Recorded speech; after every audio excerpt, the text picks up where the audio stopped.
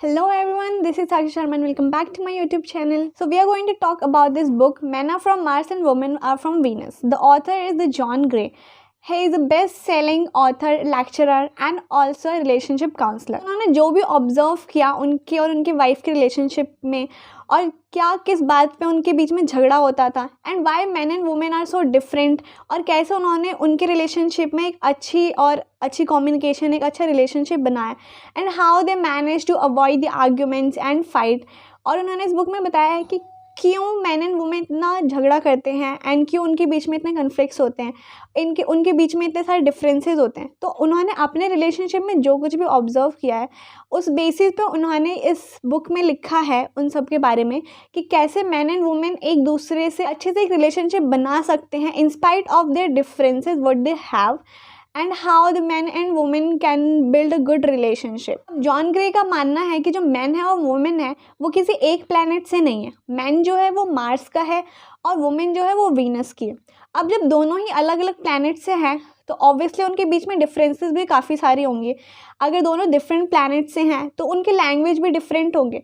Although उनके language different है पर उनके वर्ड्स सेम है, बट उस वर्ड्स के मीनिंग्स अलग है और दो अलग अलग प्लैनेट्स में रहने की वजह से ही उनके बीच में इतने सारे डिफरेंसेस हैं और इस वजह से वो एक दूसरे से अलग वे में कम्युनिकेट करते हैं और अलग वे में अपने फीलिंग्स को एक्सप्रेस करते हैं, कन्वे करते हैं। और प्रॉब्लम तब होती है जब दोनों ये सोचते हैं कि हमारा पार्टनर हमारी ही तरह एक्ट करे, हमारी तरह बिहेव करे।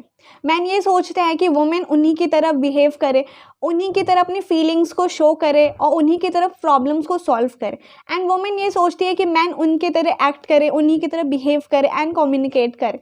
तो प्रॉब्लम इसीलिए यहाँ पे अराइज होती है एंड इसी की वजह से उनके बीच में कन्फ्लिक्ट स्टार्ट होती है क्योंकि वो दोनों ही एक दूसरे को चाहते हैं कि वो उनकी तरह बिहेव करे, उनकी तरह एक्ट करे, पर वो दोनों काफ़ी ज़्यादा डिफरेंट हैं। तो अब इस प्रॉब्लम को कैसे ओवरकम करेंगे, कैसे इतने सारे डिफरेंसेस होने के बाद भी वो एक दूसरे के साथ रहेंगे और एक अच्छे रिलेशनशिप बना पाएंगे। तो अगर मुझे इस पूरे बुक को कुछ वर्ड्स और सेंटेंसेस में समराइज करना है तो I will say first thing, good communication between your partner and also convey your feeling in a way that won't hurt your partner's feelings. Second thing, do not criticize your partner when they did something wrong. Trust your partner and give them assurance. Third, do not invade your partner's privacy and also respect their space when they need it. Fourth, listen well when someone is talking without giving any advices and solutions. Fifth, try to understand from your partner's perspective. Communication is needed everywhere, whether it is in business और in relationship. अगर एक relationship में एक अच्छी communication होती है तो काफ़ी इजी हो जाता है एक दूसरे के पर्सपेक्टिव को समझना एंड अपने फीलिंग्स को शेयर करना। और यहाँ पे मिसअंडरस्टैंडिंग्स भी अवॉइड होती हैं क्योंकि जब आप अपने पार्टनर से एक अच्छी कम्युनिकेशन करते हो तो कम चांसेस होते हैं कि आपके बीच में या आपके पार्टनर के बीच में कोई मिसअंडरस्टैंडिंग क्रिएट हो। अगर आपको आपके पार्टनर की मिस्टेक को करेक्ट करना है तो उसे इस तरीके से करेक्ट मत कीजिए कि सामने वाले को लगे कि उसका यहाँ पे मजाक उड़ रहा है या फिर उसको बर्डन फील हो और वेदर ही और शी विल फील प्रेशराइज। सो आपको अपनी फीलिंग्स को ऐसे एक्सप्रेस करना है कि सामने वाले को हर्ट फील ना हो। सपोज़ कि आपको आपके पार्टनर्स की ईटिंग हैबिट अच्छी नहीं लगती, वो जिस तरीके से खाना खाते हैं वो आपको पसंद नहीं है, तो आप आपके पार्टनर की इस गलती को उस समय पे सही मत करो जब आपका पार्टनर किसी के साथ है या आप किसी ग्रुप में हो। जब आप लोग अकेले हों तब आप उसे इस तरीके से बोलो कि maybe I shouldn't say this but please दिल पे मत लेना, I just want to know you that I don't like your eating habit, I would be glad if you will change something about it, but you know it's all up to you. I won't pressurize you, but I love you anyway and I'm sorry if it hurts you. आपने अपने partner को एक मौका दिया खुद को correct करने के लिए। आपने चीज़ों को उस पर प्रेशराइज नहीं करा या फोर्स नहीं करा कि आपको ये चीज़ चेंज करनी ही करनी है। You gave your partner a chance to correct mistakes themselves. हमारी ये आदत होती है कि हम चीज़ों को सही करने लगते हैं जब भी हमें कुछ चीज़ गलत लगती है और हम लोगों को क्रिटिसाइज़ करने लगते हैं कि ये चीज़ ऐसे नहीं ऐसे करो, पर सामने वाला इस बात को दिल पे ले लेता और उसे हर्ट फील होता कहीं ना कहीं।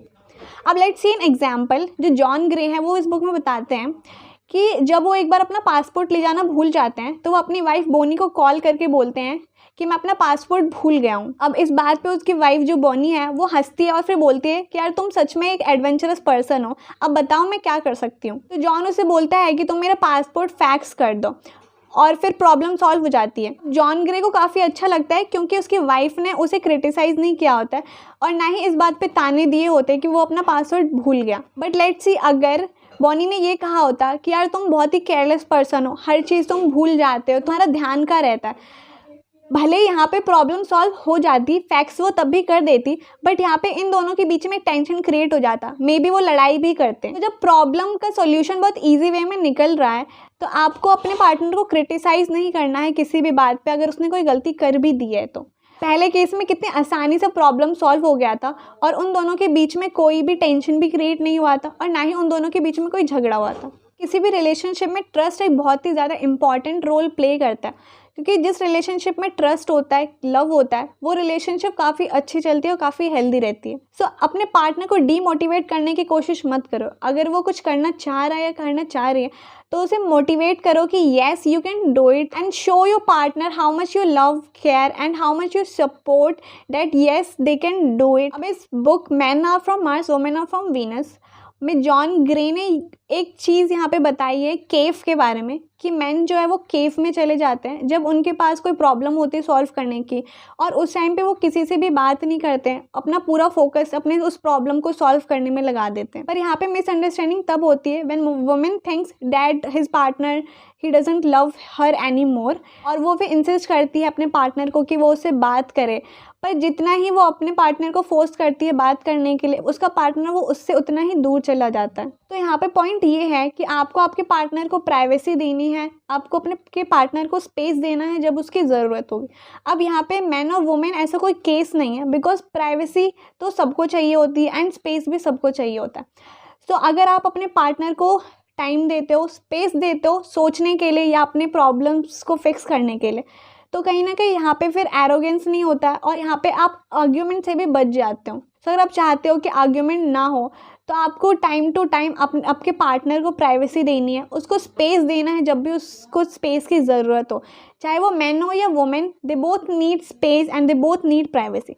सो take some time off and do something whatever you want to do और whatever you like to do without your partners, and by doing this you will just improve your relationship with your partner. Now इस book में John Gray ने ये बताया कि mostly women की ये complain होती है कि मैन जो है वो सुनते नहीं उन्हें, और मैन की ये कंप्लेन होती है कि हम जितना चाहे उनको सुन ले या जितना चाहे हम उनको अच्छी एडवाइस दे दे, वो तब भी सेटिस्फाई फील नहीं होती। रीज़न यहाँ पे ये है कि वुमेन जो है वो अपनी फीलिंग शेयर करती है अपने पार्टनर के साथ, बट वो नहीं चाहती कि उसका पार्टनर उसे एडवाइस करे, वो बस चाहती है कि वो उसे सपोर्ट करे और उसकी बात को ध्यान से सुने। When your partner is talking, do not give unsolicited advices and just give him or her assurance and show your love and care। अब दिक्कत ये होती है कि हम चीज़ों को सिर्फ अपने पॉइंट ऑफ व्यू से देखते हैं और हम ये नहीं देखते कि पार्टनर, हमारा जो पार्टनर है वो कैसा फील कर रहा है एंड वो क्यों ऐसी चीज़ें बोल रहा है, आखिरकार उसके इस बोलने का मतलब क्या है। अभी रिलेशनशिप में बहुत ही ज़्यादा फिट बैठता है,